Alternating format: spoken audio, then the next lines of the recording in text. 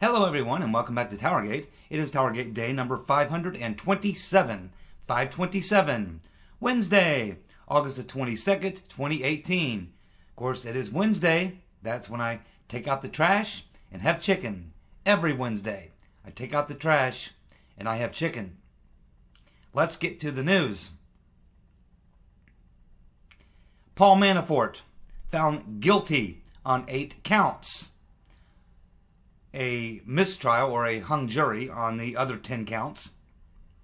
And it appears that Michael Cohen will accept a plea deal on similar charges to Manafort's, which has nothing to do with Trump or Russia or any type of collusion. What were their crimes? In reality, their crimes, they worked for Trump. Had they not worked for Trump, none of this would be happening. But it does look like Manafort's been found guilty on 8 counts. His lawyer has not responded specifically as to how they're going to proceed forward. Hard to say. I would assume that he's going to, he's got plenty of money. So I would assume he'll try to fight that in some way, because you would be looking at significant jail time. So what's he got to lose? He's got a lot of money and a lot of time. And as far as Michael Cohen, we'll get to him a little bit later in this video. But what comes around goes around, Uncle Bob. I do hope that Trump pardons both Manafort and Cohen, preferably the day after they are sentenced. That's exactly what I would do. Because the real crime was working for Trump. That's it. If they were not working for Trump, none of this would have happened. Well, it appears in the Flynn case, the case against Michael Flynn, which the sentencing had been put off, it appears that the sentencing has been put off yet again. Uncle Bob has now asked for another delay in the sentencing. What does that tell us? Well, we know that there's things going on behind the scenes. The judge had requested to see exculpatory evidence. Haven't heard anything in regards to that. But this would appear that Uncle Bob is trying to push off the sentencing past the November elections. And the only reason I can think of that he would do that is because maybe something's going to happen with the exculpatory evidence, which is going to cause Uncle Bob to have to pull their charge against Flynn and let him off the hook, which he should. He too committed the crime of working for Trump, of accepting a position in his administration. That's what it looks like to me. I can't imagine why they would continue to put off the sentencing. They've had plenty of time to look at the exculpatory evidence and figure out if there's something there. Now, if there wasn't, I assume that they would go ahead with the sentencing, because that would look very good for Uncle Bob the executioner, and he needs something good. And the media would love it. It would play into the narrative. So I would think if they felt like they could go forward with the sentencing and not have a problem with that, they would do that. That would be in the interest of Uncle Bob. The fact that they're pushing it off again, and this time it will be pushed back till after the November elections. So this is what it looks like to me, is they're going to push it back again past the November elections, and then my guess is very quietly, they'll try very quietly to let it go. We'll keep following this and see where it goes, but that's my initial reaction to it right now. We'll have to see what comes out in the next couple days, because we really haven't had any information at all since the judge requested the exculpatory evidence, which, of course, Flynn's attorneys also get to see. But we know that right after that happened, shortly after that happened, we saw a change in attitude of Flynn and his attorneys. And so that tells me that there's something going on that Flynn and his attorneys feel pretty good about. And now you get Uncle Bob pushing the sentencing back again. I think that this is starting to look good for the Flynn case. How many of you guessed that Deripaska was our guy? Quite a few of you. I remember reading the comments. We talked about this about a week or a week and a half ago when it first popped up, and we were trying to figure out who our guy was. And I thought it was probably Assange, because I thought Deripaska would be too smart and too above that level to get involved in this. But as we look more into this and the information we've had that's come out in the last few days that suggests that Deripaska may have been one of the Russian sources, if not the Russian source, for Christopher Steele in the dossier, and now we can see where Steele was lobbying for Deripaska to Bruce Orr. And we look at this in a slightly different context, it begins to look a lot like, and also we feel at this point it's possible that Deripaska was in fact paying Steele. And he was trying to work with Mark Warner, and trying to get his visa taken care of. So when you take a look at some of this new information that's come out, I have changed my opinion at this point. Now I no longer feel that Assange is the most likely candidate, although I think he's still in the top 3. I'm now shifting my position to believe that possibly it was Deripaska who they're referring to as our guy.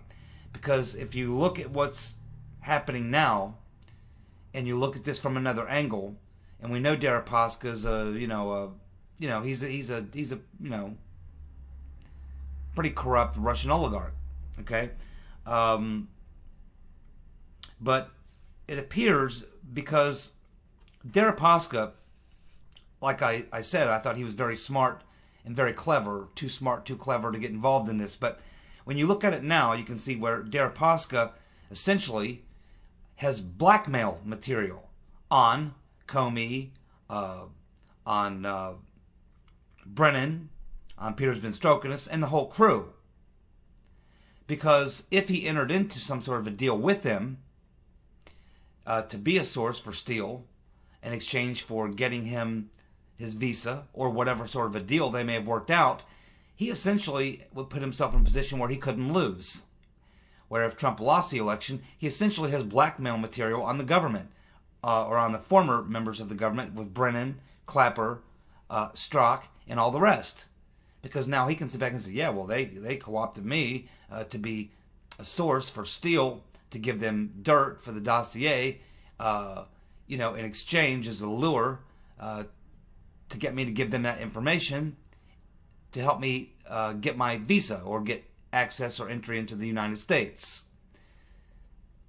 So if Trump would have lost and Hillary would have won, they would have honored that and he would have gotten what he wanted. If they don't honor that, then he's got blackmail material on them. He can say, hey, they came to me and asked me to do this or this or this, in which case he's now got some leverage to get some other things he may want, including still trying to get access into the country. So when you look at it from that point of view, Deripaska, being a bit of a gambler maybe, or a player, may have thought, you know what, I have nothing to lose in this deal. I can play ball with them, and if it works out, I get what I want. If it doesn't work out, I have some very powerful, very damaging information that could give me a certain amount of leverage, I guess you would call it leverage, because keep in mind, even though the Right Reverend Clinton lost and Trump won, the people who ultimately make these decisions are in the bureaucracy, in the DOJ, and possibly even people within the Senate Intelligence Committee and others who are influential, like Mark Warner, for example. So if he's got the Senate Intelligence Committee over a barrel, and he can say to them, hey, I've got this information, I'd love to go testify publicly to the House Intelligence Committee or the House Oversight Committee and tell them everything I know. So now he's in a position of strength either way. So, he's a dirty character, and I wouldn't expect he would have gotten involved in this unless he had some real good motivation to do so. And so now, since we've seen the most recent text and we see the possibility that he was paying Steele to lobby for him, that he may have been giving information to Steele, which ended up in the dossier. He could have been the Russian source. He would have this blackmail material on people on the Senate Intelligence Committee, possibly people in the DOJ, career employees, where the decisions are made. It's very likely that he may have gotten involved in this game after all. In which case, I think I am now going to modify my position on that and say now that I think that Deripaska may in fact be our guy, is the number one candidate. I still think Assange could be in the top 3, but now I think that Deripaska may be the most likely candidate to be our guy.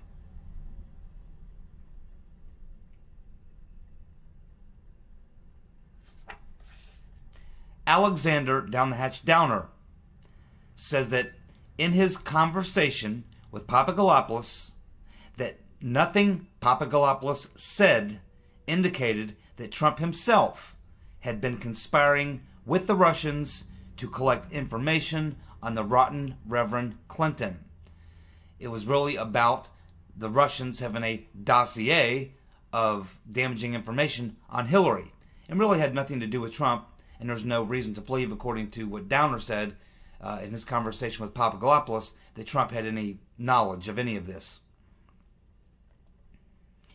Of course, Nunes says that there was no Five Eyes intelligence as it has been reported. He says there was none.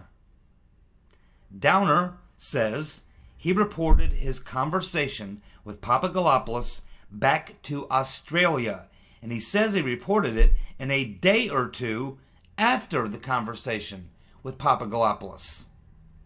Now that's a change, because we were told, first of all, that he sat on it for a couple of months and then decided to give that information. But Downer's conversation is alleged to have been reported back to the FBI on July the 27th, 2016, through official channels of the Australian government. If that is true, then why does it not appear in the Five Eyes Intel report? Because it would. Which means Down the Hatch Downer is either lying or he's telling the truth and someone in the Australian government or US government is lying, and for some reason they're wanting to jimmy the dates. But why would this not be in the Five Eyes intelligence? If it goes directly through official channels, it automatically would occur that way. It's just an automatic process. Unless there's some other type of hanky-panky going on.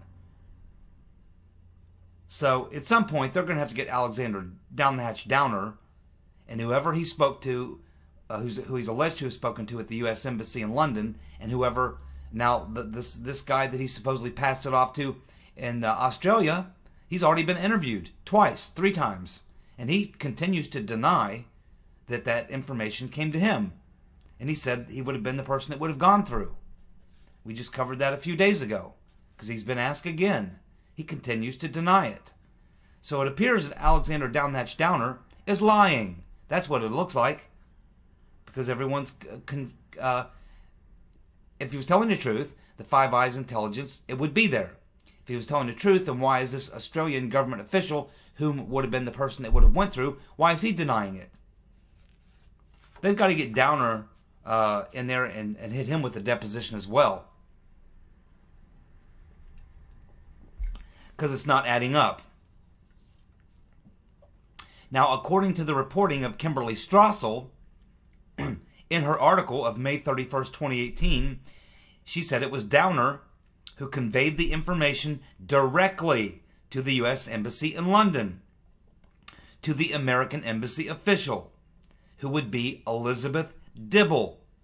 Elizabeth Dibble previously served as a Principal Deputy Assistant Secretary in the State Department of the rotten Reverend Clinton. I believe Kim Strassel on this particular point. This would make sense. This would explain why it didn't go into Five Eyes intelligence. It would explain the delay. And what more importantly, what it would suggest is that if it went directly to Elizabeth Dibble, who is obviously a confidant of the rotten Reverend Clinton, then the rotten Reverend Clinton campaign and the rotten Reverend herself would have gotten this information fed to her by Miss Dibble. In which case, then we can assume that the rotten Reverend Clinton is the one who put this into play. And maybe that's why they don't want to disclose or tell the truth about how that information actually found its way into the FBI. Because maybe it found its way into the FBI as a result of Downer telling Dibble, who passed it along to the rotten Reverend Clinton, and she served it up to the FBI. That's what it looks like. The information provided by Downer is curiously very similar to Chrissy Steele's information in his very first memo of the 16 memos that make up the dossier. The very first memo was written by Steele on June the 20th, 2016. And in that memo, Steele's memo says that, well, essentially it's talking about the Russians having a dossier or having damaging information on Hillary Clinton. That was in the very first memo. And that's exactly what Downer says he learned from Pops. So, Steele briefs the FBI guy in Rome, and then a few weeks later, you get the opening of the counterintelligence operation. Then we're later told, in 2017, from the leak to the New York Times, that the Pops-Downer meeting is what caused the FBI to launch Operation Crossfire Hurricane. And so now we know that the information Downer passed, that he said he got from Papadopoulos, that he passed along, however he passed it along, is basically the exact narrative that Christopher Steele lays out in memo number 1 of the dossier. It was also the first memo from Christopher Steele is what we're told put Papadopoulos on the FBI's radar. Somehow I doubt that. I believe he was probably a plant by the FBI, whether he knew it or not. So we are told this is what justified the opening of the counterintelligence operation of July 31st, 2016, Operation Crossfire Hurricane. You see the problem here? Now it's becoming more evident that there's a very good reason why the DOJ and the FBI do not want to come out and straightforward say exactly what it was that caused them to launch the investigation. All they do is leak things to the New York Times. And then we have to speculate. And they won't give Nunes that information. They won't come out and say it. Rodenstein won't talk about it. Wray won't say it, says he can't talk about it. They won't admit to it. And this is why they have to get Downer. And they have to get Dibble. And they have to sit them two down and find out and verify if Kimberly Strassel's reporting is correct. Because if it is correct, then what we have is Downer having a conversation with Papadopoulos. Then he goes to Dibble, and somehow, the next thing you know, it pops up in the FBI. Now, the only question is, what other people did it pass through before it went to the FBI? After it left Dibble? Who was between Dibble and the FBI? Could it have been the rotten Reverend Clinton, someone in her campaign? Could have been Mr. Weiner. Could have been someone through the State Department. It's really hard to say. That's why they need to sit down and question these people. And I have no doubt that they will. I assume that they're trying to question Alexander Downhatch Downer. I don't know how easy that is to get to him. He is a government official, former government official. I imagine they can subpoena him like anyone else. And they need to do that.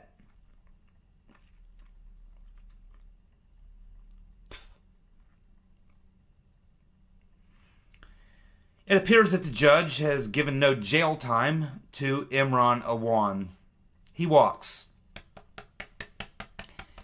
Manafort looking at life in prison, the rest of his life in prison. Cohen probably looking at 3 to 5 years. After cutting a deal, Imran Awan walks. Why? Because the judge says that he's already suffered enough punishment. Was he ever in solitary confinement? Was he raided at 4 o'clock in the morning? I don't think so. Something bad wrong with our system of justice right now. It better get fixed. Because this is not going to work. Right here. Imran Awan walks. The Gateway Pundit is reporting that Michael Cohen admitted as part of his plea deal to violating campaign finance laws in relation to the Stormy Daniels payment at the direction of Trump. What does this mean? Nothing. It's basically a campaign finance violation, and it's essentially Trump's word against Cohen's word, unless Cohen has a tape. Which, if he did have a tape, I imagine we'd know about that by now. But let's just say worst case scenario. Let's just say he has total proof. It's essentially a parking ticket. It's a campaign violation, infraction, generally handled with some sort of a fine or something. It's not an impeachable offense or anything else. But, and of course Uncle Bob would not attempt to, indict or try to recommend impeachment hearings based on something like this. But what he could do to give the media fodder, something to chew on, something to crow about, is he could, in his naming in this case, this plea deal with Michael Cohen, he could, in the plea deal, name Cohen as being indicted for this crime and him agreeing to it as part of his plea deal. And Mueller could name Trump as an unindicted co-conspirator, at which point Trump would not be able to respond to it too much because he's unindicted. So, there wouldn't be any type of legal hearing where he could clear himself. So Uncle Bob could say, well, as part of this plea agreement, Cohen's admitting to this, and this, campaign violation. Oh, and by the way, Trump is, in this case, because of what Cohen says, an unindicted co-conspirator. We're not going to indict him, but he was conspiring with Cohen. That would give the media a lot to chew on, a lot to talk about, and they could talk about it for the next 3 months, and try to get their audience to believe that in fact Trump's going to be indicted.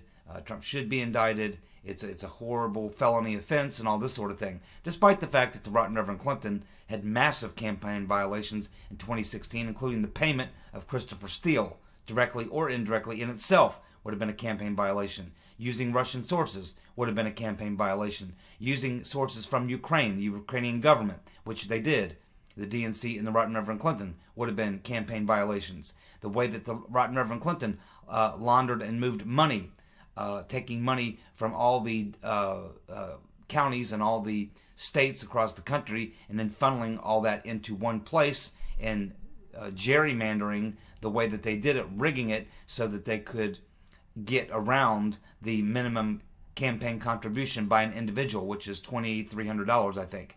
By doing it the way the Clintons did it, and specifically the rotten Reverend Clinton, the way that they did it, very sleazy way of doing it, allowed people to make much larger than $2,300 minimum contributions. So again, and that would be a fairly major infraction of campaign finance laws because that would involve a scheme to purposely do that, and would also begin to fall into issues with taxes, and individuals themselves could be gone after for taking part and contributing more than their minimum in a shady or illegal way.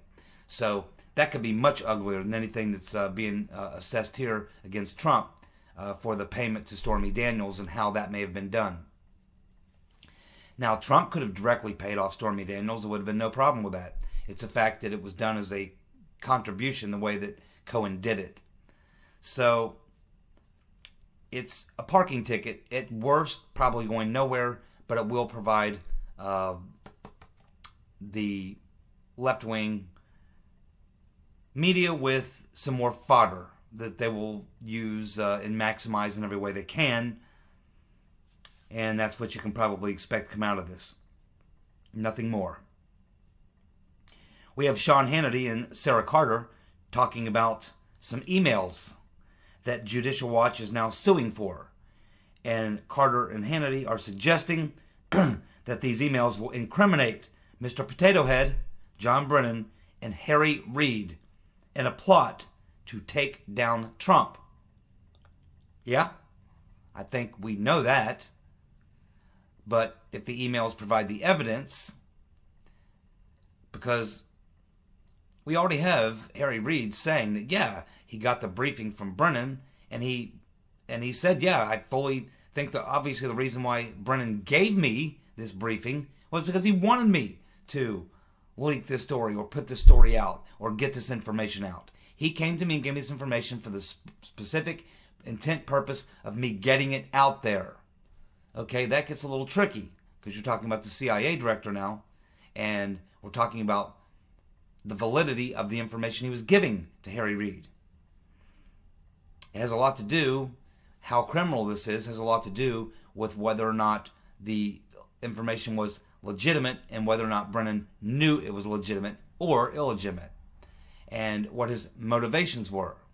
So you would need to see these emails between Harry Reid and John Brennan to get a better idea, and it appears that they were in cahoots with Comey because we're hearing that Comey knew that the letter was coming from Senator Harry Reid, because there's somewhere in one of these emails where it suggests that Harry Reid wrote the letter to Comey 2 days after he had the conversation with Brennan, and that it suggested that Comey was not surprised that he knew the letter was coming, which would tie him into the, the sort of trilateral conspiracy there, which meant that Brennan may have had this conversation with Comey and said, yeah, well, I'm going to go give this to, we need to get this going. Maybe Comey said, I can't, I need something more. Let's do it a different way. I need it to come from somewhere else. And maybe he said, hey, why don't you, give it to McCain or give it to Harry Reid or give it to someone else and let them give it to me. And so maybe it was a collaboration between Comey and Brennan. So you need to get into the emails and find out exactly if there was a plot, a plan, and whether, because Comey has already admitted that the dossier was illegitimate, salacious, and unverified. Brennan is continuing to deny, he's lying, but he continues to deny that he knew anything about the dossier by name until December. These emails would reveal a lot about that. And so maybe Sarah Carter has got some information. Maybe she knows something we don't know. But we know that Sarah Carter is talking about this. And we know that Judicial Watch has currently got a lawsuit to try to receive those emails. We can assume that they'll be heavily redacted. But maybe Nunes or someone in one of his committees, one of these committees investigating, can actually get that and look at it. And they can look at it unredacted and find out what they can learn. Someone provided a link for me 1 or 2 videos ago about a story which is a story about Donna Brazile. So I can't remember who it was that provided that link for me, but thank you. That was a very good link. And I kind of heard about this a little bit, but I never actually read any of the story. I just kind of heard about people talking about it in comment sections on some other videos. And they had referenced Matt Couch. And I have nothing against Matt Couch, but, he's kind of hyperbolic and makes a lot of claims, and a lot of them are not to be proven true. There may be some that are true, they're just not proven true. But I generally don't base a lot on Matt Couch. If he's the only source out there, I have a tendency to be skeptical. But it appears in this case he's awfully confident about what he's saying. He may have some actual hard sources. And it appears that there's someone inside the Metro PD in D.C., Metro PD, who may be willing to back Matt Couch up.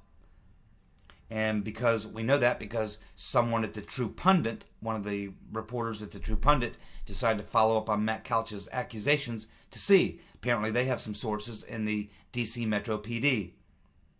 So the link is to a story which talks about Matt Couch suggesting that Donna Brazile was at the hospital where Seth Rich was taken on the night that he was murdered. Matt Couch is saying that Donna Brazile was there at that hospital at 4:00 a.m. That would have been before Seth Rich is murdered. He was murdered allegedly at 4:19. He didn't make it to the hospital for quite a while later. So that means that Donna Brazile would have been there 19 minutes before the murder, and she would have been there when he was brought in. Now, Donna Brazile, since this story has come out, has denied the allegation, saying she was in Washington State. Now, we know Donna Brazile is a liar, a pathological liar, and a cheat.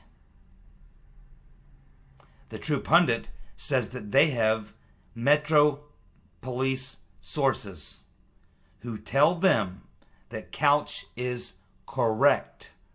They say they have video proof that Brazile was there and did not depart for Washington State until 10 hours after the murder. Brazile also placed a tweet, and the geolocation shows that she was in Arlington, Virginia when she tweeted that comment. And that comment was tweeted on July 10th, 2016, 7:04 p.m. Uh-oh.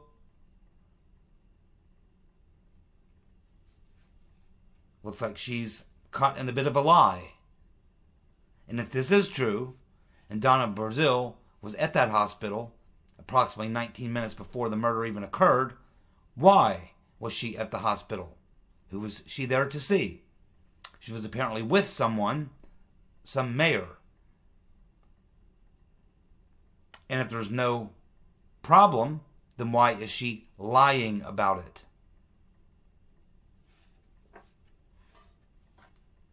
We'll continue to follow that story, because the truth on that could very well come out. Because if there is video evidence from the hospital's video surveillance, that's something that they could probably get. True Pundit could probably get that. My guess is they're working on that right now. It would be my guess. That's very interesting. The Seth Rich mystery continues to go on and on and on, because we've never gotten the truth. I'm hoping we'll get the truth. As we unravel this entire massive conspiracy, we all know that we haven't been given the truth. There's a lot more to this story, and Donna Brazile knows a lot more than she's saying. And if you catch her red-handed lying about something she would really not need to lie about, I mean, she could have said, yeah, I was at the hospital, same hospital they brought Seth Rich to. Not that I knew that was going to happen, because I didn't know anything was going to happen. I was there visiting a friend who was in the hospital. She could have said anything. The fact that she would come out and completely deny it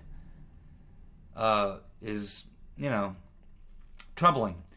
Because you would have to assume that she knows that they have surveillance cameras in hospitals. And that, especially on the door where people come in and out. You think that she would think twice about flat out lying about it. She could make up a story and still justify being at the hospital and cover her butt. But to come out and say I wasn't there at all, when in fact there's video surveillance and of course this geolocation of her phone when she made that tweet showing that she was in fact in Arlington, Virginia and not in Washington State. Peter, did you see Donna Brazile in Washington State on July the 10th? I'm thinking you didn't. Nancy Pelosi, Madam Botox, was in an interview, and she was asked about efforts by some Democrats to vote her out as minority leader. And she said, quote, I don't care, unquote. She said she doesn't care if Democrats distance themselves from her, if that's what it takes for them to win in November. And she says that her fundraising prowess is unmatched, and that is why she isn't going anywhere. CNN, of course, it's gotten much worse for CNN after falling in the ratings below the Yogi Bear reruns, the Gardening Channel, and Alien Secrets. They have now fallen below the Pawn Stars channel. How low can they go? And by the way, Trump is in fact the greatest troll in the history of the world.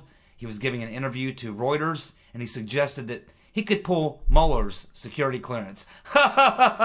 He could pull Mueller's security clearance. He says, yeah, I could pull Mueller's security clearance and take over the investigation myself if I wanted to. I could do that. I'm not going to, but I could. He's trolling them, and they're going crazy over it. Love this president. Thank you so much for tuning in. I'll be back tomorrow. You guys have a good night. Bye.